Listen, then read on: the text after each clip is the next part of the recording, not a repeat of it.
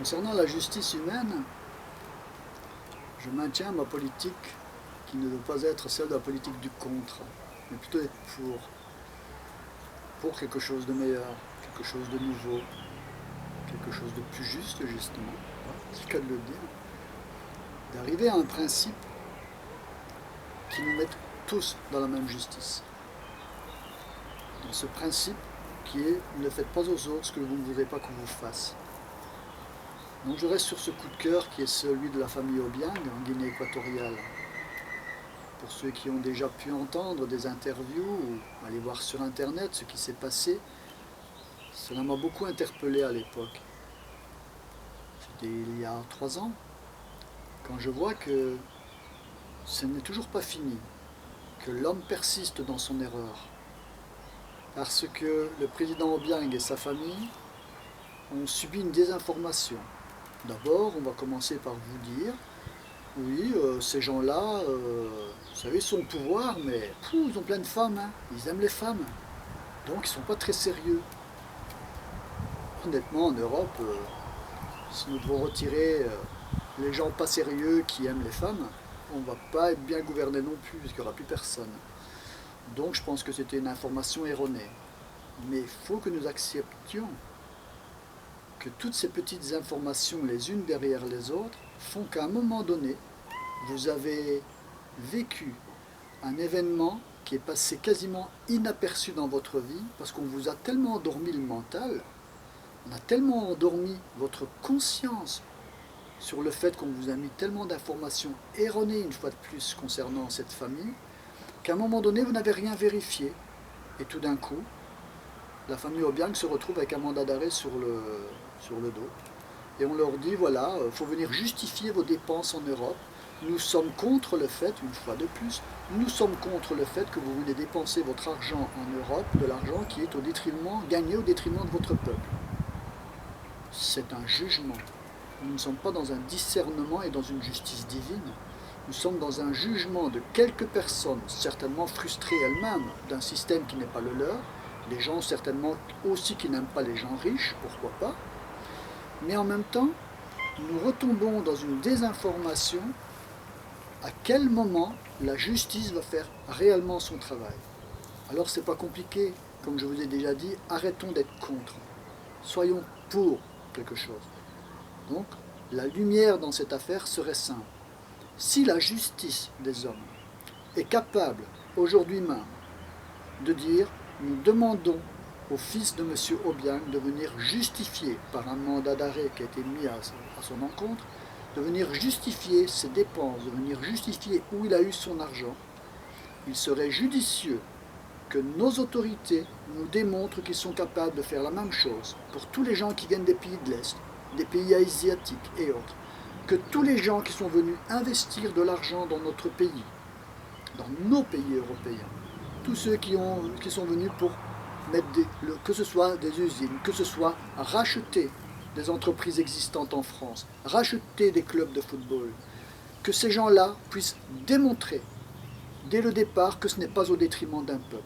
Et quand tous ces gens-là, quand cette justice sera capable de dire « nous avons les moyens, à partir de ce jour, de faire en sorte que nous pouvons interroger, arrêter, mettre en mandat d'arrêt toute personne qui ne voudra pas venir justifier d'où il a gagné son argent et est-ce qu'il l'a gagné honnêtement ou au détriment d'un peuple. Si cette justice est capable de faire ça, nous pourrons dire que là, il y a une justice équitable. Mais tant que nous resterons dans une position qui est l'Africain n'a pas le droit, lui, de vivre en Europe, d'investir en Europe et de faire sa propre petite vie en Europe avec son argent, là nous ne serons jamais dans une bonne justice, voire même nous alimentons une sensation, j'ai bien dit une sensation de racisme, qui nous gêne, et ça devrait vous gêner autant que moi. C'est ça qui est le coup de cœur, c'est de dire à un moment donné, mais quand je vais en Guinée équatoriale, je ne peux qu'avoir honte, parce que ces gens-là, ils pensent que je suis comme ceux qui ont décidé cette loi, et nous sommes responsables, et ils ont raison de nous en vouloir, parce qu'une fois de plus, c'est vous qui avez accepté que l'on vote ces lois, c'est vous qui avez accepté qu'on n'est pas d'accord que des gens en Afrique dépensent de l'argent, qu'on n'est pas d'accord qu'il y ait des gens en Afrique qui vivent au détriment d'un peuple, mais on est d'accord que tous les autres pays le fassent, du moment que ce ne sont pas des Africains. C'est la sensation que ça donne. Je n'ai pas dit que c'était le but de ces gens au niveau de la justice, mais je dis que c'est quand même la sensation que ça donne. Et nous sommes bien d'accord sur le fait que ça rentre dans votre mental. Donc vous vous endormez avec cette information. Au lieu de mettre ça dans une conscience plus élevée, de dire ce n'est pas juste, donc ce n'est pas la vraie justice. Ce que j'ai envie de demander et de solliciter à tous les êtres que nous sommes, c'est de reprendre notre responsabilité. Et c'est à nous d'écrire au fils du président Obiang en lui demandant « Monsieur le vice-président, s'il vous plaît, ne tombez pas dans ce piège et ne devenez pas, vous, raciste.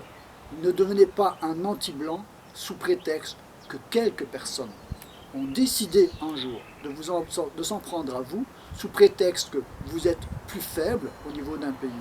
Sachez tout simplement que dans notre conscience collective, ce que nous pensons tous, c'est qu'à mon avis, ils ont peur. Ces gens ont peur de laisser vos pays émergents prendre le dessus sur les nôtres. Alors que pendant des années, vous avez bien vécu à nos dépens. Pourquoi est-ce que ça ne serait pas le contraire aujourd'hui ? Tout ce mélange entre notre industrialisation, votre savoir, votre pouvoir, et tout ce qui se mélange les uns avec les autres serait bien plus intéressant. C'est ça que nous devons écrire au président. Vous avez été plusieurs à une certaine époque à m'écrire par rapport à une interview que j'avais faite en me disant que c'était bien de faire prendre conscience de cela aux gens. Aujourd'hui, je reviens encore dessus en vous disant la vraie justice, c'est que ça doit être équitable pour tous. Pourquoi s'en prend-on à ces présidents et à cette famille avec des informations erronées? On vient seulement de se décider. Peut-être que vous y êtes pour quelque chose avec les lettres que vous avez envoyées, mais c'est seulement maintenant qu'on se décide à accepter une enquête rogatoire. C'était avant, vous n'avez eu aucune plainte des Équato-Guinéens concernant le président Obiang. C'est tout ce qui vient de l'extérieur.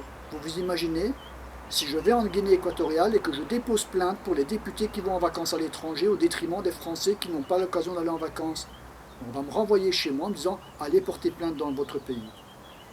Vous devriez prendre conscience tous ensemble que j'ai l'impression, et nous devrions avoir cette impression, que ce sont eux qui sont bien plus évolués que nous dans le sens de la justice. Parce qu'eux ne laisseraient pas faire ça. Ils diraient « Rentrez chez vous et réglez le problème chez vous, pas chez nous, nous n'avons rien à voir là-dedans ». Alors ce que je vous propose, une fois de plus, c'est de prendre cette responsabilité. Trouvez sur Internet les adresses mail des ambassades et écrivez-leur.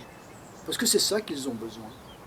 C'est de cette justice et de se rendre compte que nous, peuple, nous ne sommes pas d'accord avec eux. Et je vous inviterai tous et toutes en tant qu'Européens, justement de vous mettre en contact le mieux possible par des mails, par un système Internet quelconque, de vous mettre en rapport avec le peuple équato-guinéen pour que nous puissions leur faire comprendre que ce n'est pas notre justice, ce n'est pas notre conscience, ce sont des systèmes qui nous dépassent.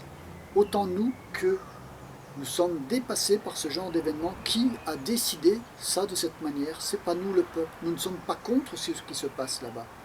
C'est pas nous que ça regarde. Nous sommes pour le développement de toute l'Afrique. Et c'est ça qu'il faut que l'on pense. C'est, une fois de plus, reprenez votre responsabilité et dites-vous que votre petit geste est toujours plus important que la décision d'une seule personne. Tous ensemble, une fois de plus, nous pouvons le faire. C'est ça qui est intéressant et important.